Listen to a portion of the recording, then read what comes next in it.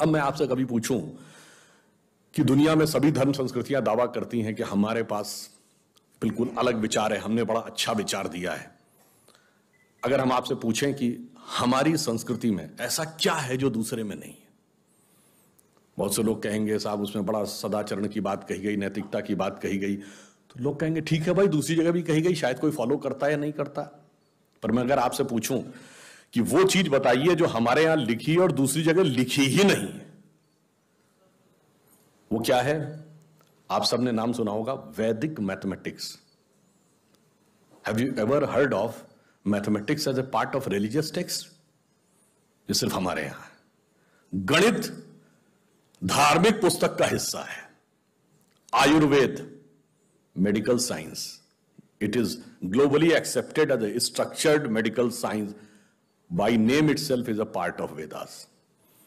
Medical science धर्म ग्रंथ का हिस्सा हो, गणित धर्म ग्रंथ का हिस्सा हो, ये दुनिया में कहीं नहीं, बाकी जगह विज्ञान और गणित का धर्म से संघर्ष है। हमारे यहां वो धर्म ग्रंथ से उद्भूत हो रहे हैं। ये फंडामेंटल डिफरेंस है हमारे और उनके बीच में। और इतना ही नहीं, मैं कभी आपसे, आप लोगों ने ध्यान दिया हो अगर गणित की जो खोज है, वैसे तो बहुत सारी चीजें थी जो अंग्रेजों के आने के बाद छुपा दी गई, क्वाड्रेटिक इक्वेशन हो, अलजेब्रा हो, ट्रिग्नोमेट्री हो, ये सारी चीजें। मगर एक ऐसी चीज है जो कमोबेश सभी लोग मानते हैं, चलो ये तो मान ही लेते हैं कि भारत ने दिया। वो क्या था? शून्य। अब कहा जाता शून्य किसने दिया? आर्यभट्ट ने खोजा। अरे भाई, आर्यभट्ट ने खोजा नहीं, आर्यभट्ट की किताब में पहली बार तुमको लिखा हुआ मिला। अगर आर्यभट्ट ने शून्य खोजा तो बौद्ध मत में शून्यवाद का सिद्धांत कहां से आया? वो तो आर्यभट्ट से पहले के थे। और ये बताइए, कौरवों की 18 अक्षौणी सेना से लेके भगवान राम की जन्म कुंडली बन रही थी, वो बगैर शून्य के बन रही थी। वास्तविकता यह है कि शून्य वेदों से निकला, और वो इस बात को स्वीकार करने को तैयार नहीं होते थे कि धर्म ग्रंथ से निकलता है। इसलिए उनको छटपटाहट थी, इसलिए वो कहने का प्रयास करते हैं किसी और ने निकाला था। और समस्या क्या है? हमारे यहां तो भगवान राम की जो कुंडली निकली है, वो जब नासा के प्लैनेटोरियम सॉफ्टवेयर में डाली गई तो 7114 समथिंग बीसी की डेट निकल आई। अब बताइए, वैसे तो मैं नहीं मानता कि वो डेट सही है, उसको उसके अंदर नक्षत्रों का कैलकुलेशन किया जाए तो बहुत पीछे आएगा, परंतु बताइए, उन लोगों ने हमको समझा दिया कि हम अवैज्ञानिक हैं और हम अंधविश्वासी हैं, जिनमें किसी एक के यहां लिखा है कि धरती चपटी है और एक के में लिखा धरती के चारों तरफ सूरज घूमता है। और ऐसे महान ज्ञानदेव पाड़े लोगों ने हम लोगों को समझा दिया कि हम अनसाइंटिफिक थे और धरती को चपटी और धरती को इस सौरमंडल का केंद्र कहने वाले लोग वैज्ञानिक थे। आज भी जब सूर्य ग्रहण या चंद्र ग्रहण होता है, आप नासा की ऑब्जर्वेटरी बताती है ना, 1950 से पहले नासा नहीं था।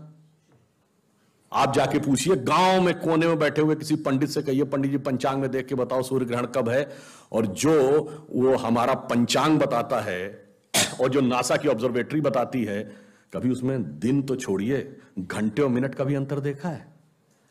हमारा तो कैलकुलेशन 5500 साल से एज इट इज चला रहा है, और उसके बाद उन्होंने हमें बताया कि हम अवैज्ञानिक हैं। आज भी आप बताइए, उत्तर भारत में उतना नहीं दिखता, दक्षिण भारत के मंदिरों में जाइए, नवग्रह बने हैं तो सूर्य केंद्र में है कि धरती केंद्र में है? सूर्य के 7 किरणें होती हैं, 7 घोड़े सूर्य के बने कि नहीं मंदिरों में? अब बताइए, ऐसा हमारे दिमागों में भर दिया जाता है। हम सब ने, हम लोगों ने भी विज्ञान में पढ़ा कि सबसे पहले नवग्रहों की खोज किसने की? केपलर ने। Kepler's law of planetary motion. हम सब ने, जिसने फिजिक्स पढ़ी होगी 10वीं 11वीं 12वीं में, कभी न कभी Kepler's law of planetary motion पढ़े होंगे कि केपलर ने सबसे पहले बताया कि 9 ग्रह होते हैं।